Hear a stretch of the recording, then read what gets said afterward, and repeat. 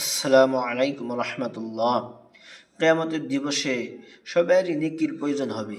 কিছু মানুষের তো নাজাতের জন্য প্রয়োজন হবে, আর কিছু মানুষের দরজার বুলন্দির জন্য প্রয়োজন হবে। ওই দিবসে সবাই নেকি তালাশ করবে। তো বন্ধুগণ, হুজুরে পাক সাল্লাল্লাহু আলাইহি ওয়াসাল্লাম একটি আমল বলিয়ে দিয়েছেন, যার ভিতর অনেক সওয়াব আছে, যার ভিতরে অনেক আমাদের প্রয়োজনীয় বস্তুগুলো পুরা হবে।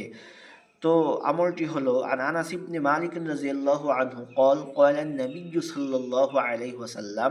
আনাস ইবনে মালিক রাদিয়াল্লাহু আনহু রিওয়ায়াত করেন, হুজুরে পাক সাল্লাল্লাহু আলাইহি ওয়াসাল্লাম বলেন, মান সাল্লা আলাইয়া ফি ইয়াউমিল জুমআতি ওয়া লাইলাতিল জুমআ, যে ব্যক্তি আমার উপরে জুমার দিন এবং জুমার রাত্রে দরুদ শরীফ পাঠ করলো, কাযাল্লাহু লাহু মিআতা হাজ্জা, আল্লাহ সুবহানাহু ওয়া তাআলা ওই ব্যক্তির 100টি হাজত জরুরত পুরা করেন।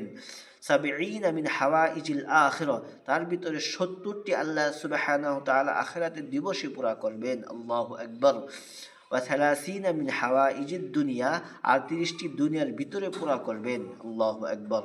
তো বন্ধুগণ, হাসরের দিবসে বিশেষ করে সবারই নেকির প্রয়োজন হবে, আমলের প্রয়োজন হবে। তো আমরা এই আমলটি করি, ইনশাল্লাহ আমাদের ওই দিন লাভ হবে। আর দুনিয়ার মধ্যে তো আমাদের সবার প্রয়োজন আছেই। তো আল্লাহ তাআলা আমাদের সবাইকে আমলের তৌফিক দান